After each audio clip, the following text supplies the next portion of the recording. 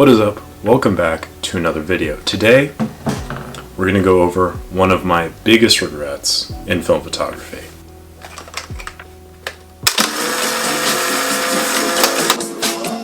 One of my biggest regrets in film photography specifically. Plenty more life regrets, believe me, but the biggest one I have is my investment in instant film. Now, this is going to be another one of those examples of me imparting my wisdom, financial mistakes that I've made, and hopefully help guide you on your own specific film photography journey.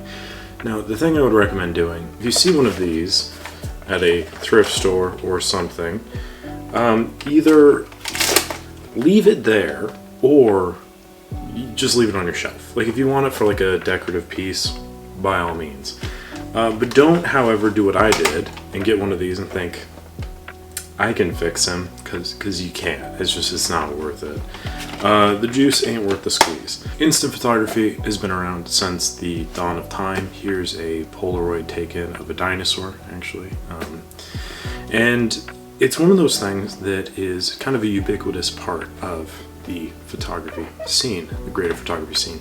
Now, recently it's taken on a bit more of a consumer role. Beforehand, it was still kind of that. So a lot of like document pictures were taken with Polaroids. A lot of dentists and doctors and things of that sort used Polaroid, like specific Polaroid designs. It would like be able to hold bracketed things and also like shine lights and stuff. That way they could get the instantaneous result that you would now get on a digital camera, but back then didn't really exist because you'd have to get the film developed and all this stuff. But if I've got instant film, we're good to go. This, however, models like the old land cameras, were more designed for landscape stuff, instant things, I don't know. All I know is that the film forum doesn't really exist anymore, and then the ones you can buy are really expensive, and because it's all expired, the quality is anyone's guess. I've seen things that are like, oh, cold stored, and then like I would buy it and I got it and it smelled just like spilled chemicals, and that's kind of what it looked like. And then we have the more consumer friendly iteration of that, which is something like this. This is my Polaroid 600 camera. This is older, I believe it's from the 80s or something.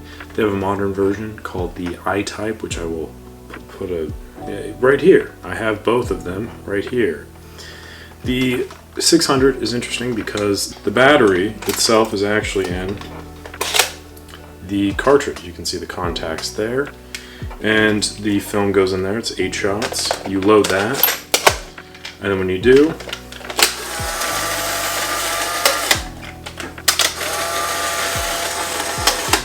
you can use it.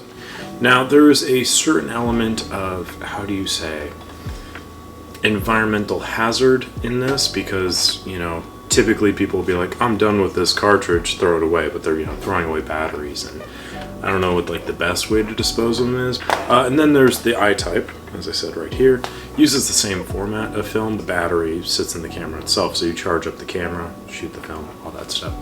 It is very expensive though. 8 shots, I think it shakes out to like $2 a shot, and I have terrible luck, which is where I get into the regret portion of this video, i.e. I've wasted so much money, so much, like, just in unwarranted amount of finances on trying to make instant photography work.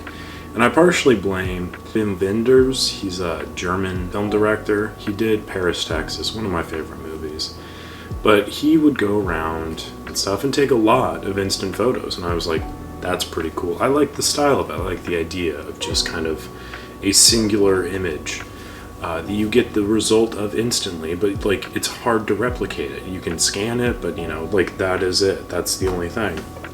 Unfortunately though, as I said, wasted a bunch of time on that because either due to improper materials, improper technology, or improper intellect, none of the photos really came out too well. I've burned through I've done, I think, every single thing of instant film, except for the I-type. I don't think I've shot any of that, but I had an SX70. that didn't really work too well. The Polaroid 600, decent-ish results, but like nothing like insane, nothing to warrant the price. And then large format peel apart instant film. What actually inspired this video was about a year ago. I picked up this from a friend of mine, and I had one before and it worked out great. And then my buddy was down in Mexico getting hand surgery, so I mailed it down to him, and it is now lost to the sands of time. Then I got another one. This is actually one of the few cameras that I bought that was like supposed to work, and it is currently sitting over there in a little nightmare box because it just never did. This, however, got from my friend, and it works like an absolute dream.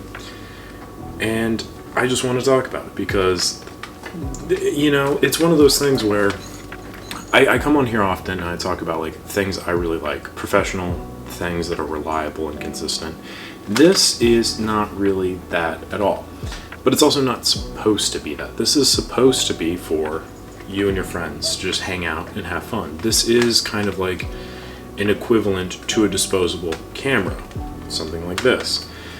I would get this over the Kodak Ektar H35 because I do talk a lot of shit about that camera. This to me is so much better. It's so much more fun. The quality is so much better, just generally speaking. And overall, it just kind of evokes more joy out of using it. Yes, it's a pink camera, but like I kind of like that. You know, I don't have any other pink cameras. I don't even think any other pink cameras are really made.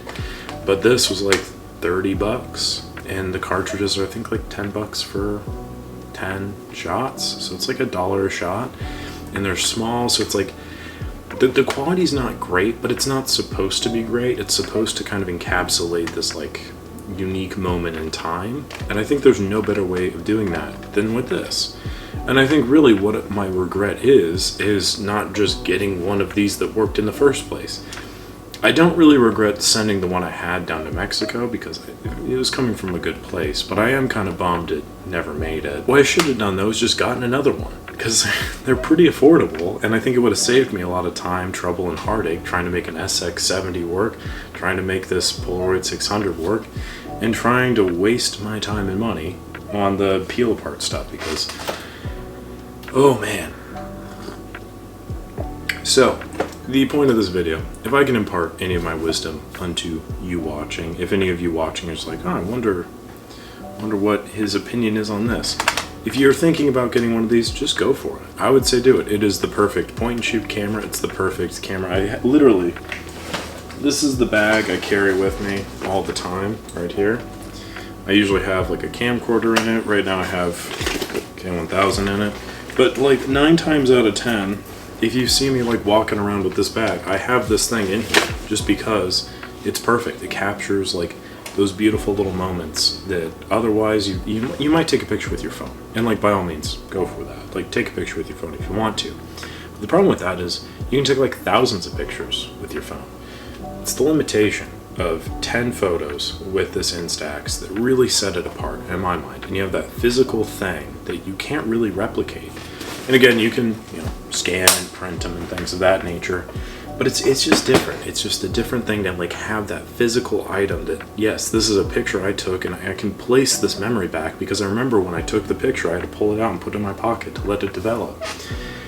And you miss that when you just pull out your phone and take a picture. So there is definitely merit to digital photography. Don't get me wrong, that's a video for a future day. But I think for now, I just really wanted to place some importance on instant photography because I kind of have bashed it a lot on this channel. And looking back to the year that was, I've really enjoyed my time with the Instax camera. And because of that, I just thought I would share that with you. I hope you enjoyed this video. I hope you learned something. I kind of got a new desk setup going on, so I'm looking forward to introducing that to you on a later video. But for now, leave you to it. So make sure to subscribe to the channel, like the video if you enjoyed it. Comment down below your experience with instant photography. Would love to hear it. Thank you again, and catch you on the next one.